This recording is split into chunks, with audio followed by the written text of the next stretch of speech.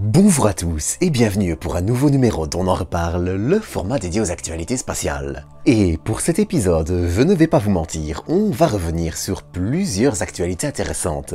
Entre Voyager 2 qui a eu un problème, la mission lunaire indienne Chandrayaan-3, les déboires sans fin de la capsule Starliner de Boeing, l'envoi d'humains sur la Lune par la Chine, l'impact de DART sur l'astéroïde Dimorphos, lune de Didymos, la propulsion spatiale nucléaire, une fusée martienne et encore bien d'autres, je vous propose de s'offrir un petit point sur les événements qui ont façonné cette période de vacances estivales. Mais avant de commencer, comme d'habitude, je tenais à vous inviter à vous abonner si vous ne l'êtes pas encore, ainsi qu'à liker, commenter et partager cet épisode. Sur ce, pour commencer, je vous propose de parler encore une fois de la capsule CST-100 Starliner de Boeing.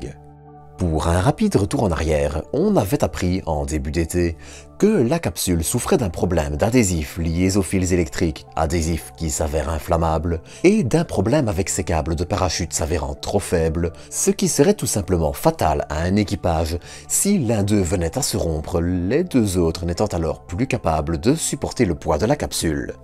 Or, dans le spatial, il est coutume de prévoir qu'un parachute puisse être défaillant. Eh bien, on apprenait désormais que le prochain vol, qui devrait être un vol habité, est maintenant planifié pour mars 2024, alors qu'un essai des parachutes doit avoir lieu en novembre, et que Boeing continue de résoudre d'autres petits problèmes en parallèle.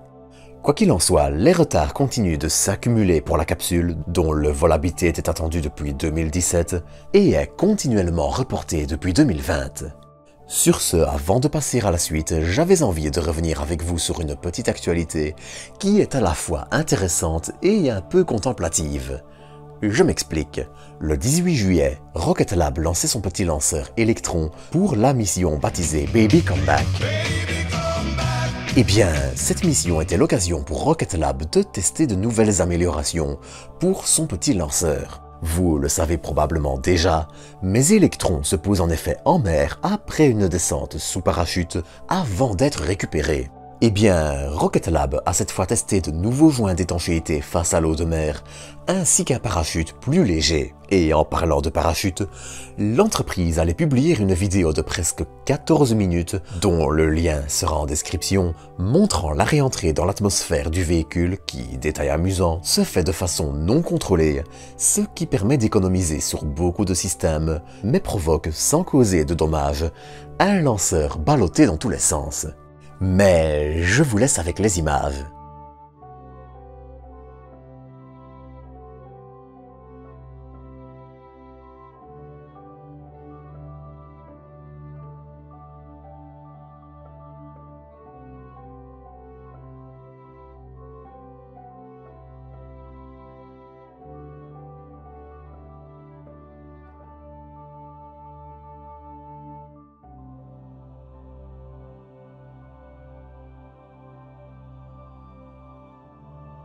Toujours en parlant de Rocket Lab, on notera que la conception du lanceur Neutron de l'entreprise continue elle aussi, que le véhicule continue de changer de design, notamment pour faciliter sa réentrée.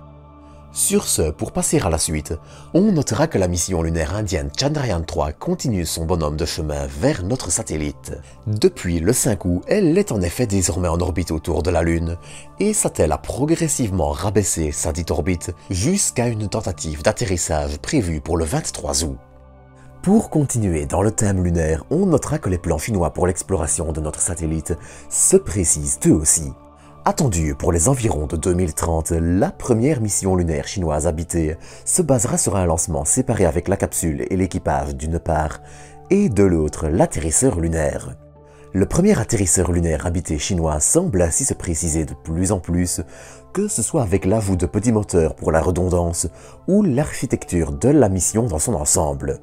Enfin, par la suite, la Chine n'abandonne toujours pas ses ambitions de station lunaire habitée, et on apprend ainsi que ce serait un petit atterrisseur sur roue qui emmènerait l'équipage directement à la station. D'ailleurs, pour la suite du programme lunaire habité chinois, la station à la surface de la Lune semble omniprésente. Mais bien sûr, il reste encore à l'Empire du Milieu bien plus de travail qu'aux États-Unis pour le programme Artemis, mais la Chine n'est pas non plus extrêmement loin derrière. D'ailleurs, en parlant d'Artemis, on notera le départ ce 31 juillet du deuxième étage du SLS d'Artemis 3, l'ICPS, pour la Floride où il sera stocké en attendant d'être assemblé à son lanceur et de participer à la mission qui renverra des humains sur la Lune. Rien que ça. Toujours dans le thème des lanceurs, on notera que le navire dédié au transport de la fusée européenne Ariane 6 entre l'Europe et la Guyane, navire baptisé Canopée, a désormais reçu ses voiles qui lui permettront de réaliser de belles économies d'énergie et de réduire son impact environnemental. Et pour rester dans le thème de futures fusées, je vous propose de parler d'une qui ne décollera pas de la Terre. Je m'explique. Ces derniers temps, les équipes de la NASA ont en effet testé les premiers et seconds étages de la fusée à propulsion solide, baptisée Mars Ascent Vehicle, dont la tâche sera de placer les échantillons martiens de Perseverance en orbite une fois ceux-ci récupérés. Et cette nouvelle intervient justement à un moment charnière. Alors que les agences spatiales européennes, qui s'occupent notamment de l'orbiteur qui récupérera la capsule d'échantillons larguée en orbite par la petite fusée et les ramènera sur Terre, et américaines continuent d'avancer sur la mission, cette dernière est aussi dangereusement menacée. Le retour d'échantillons martiens coûte cher. Très cher. En fait, dans l'état actuel, ce sont 8 voire 9 milliards de dollars que la mission coûtera en total, rien que pour les États-Unis, et ce prix ne cesse de régulièrement augmenter alors que la mission a déjà souffert de nombreux retards.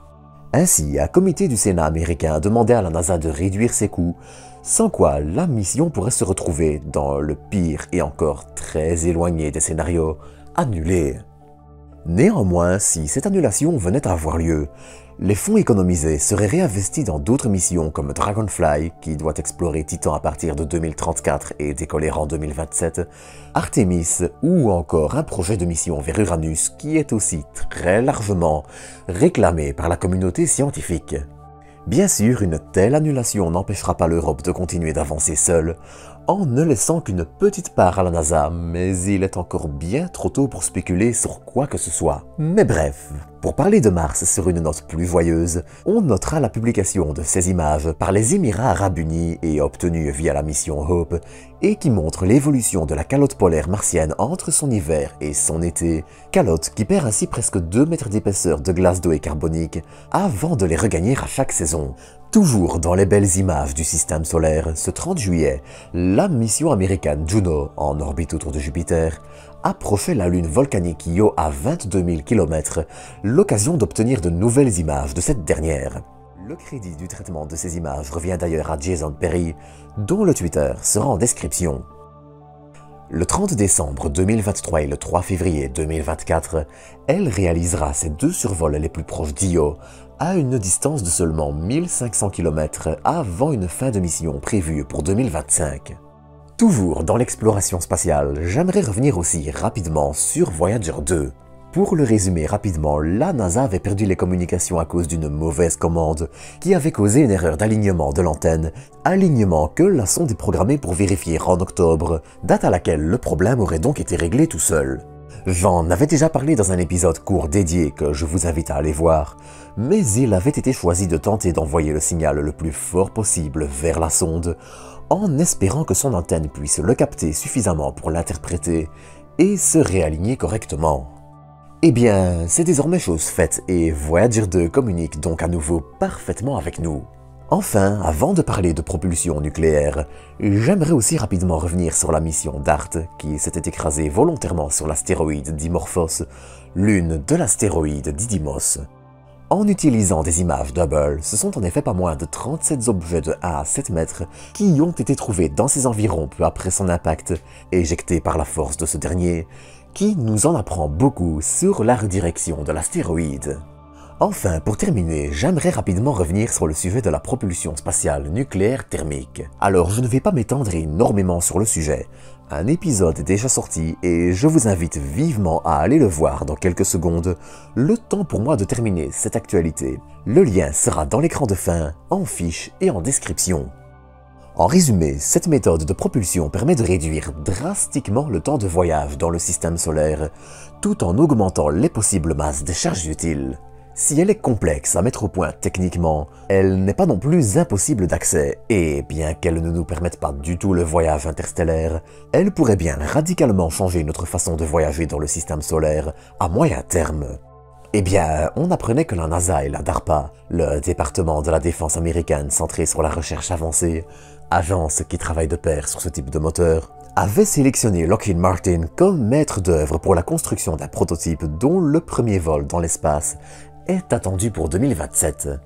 Sur ce, c'est ici que je vais vous quitter pour aujourd'hui. J'espère que vous aurez apprécié cet épisode et je vous dis à bientôt pour de nouvelles doses d'espace.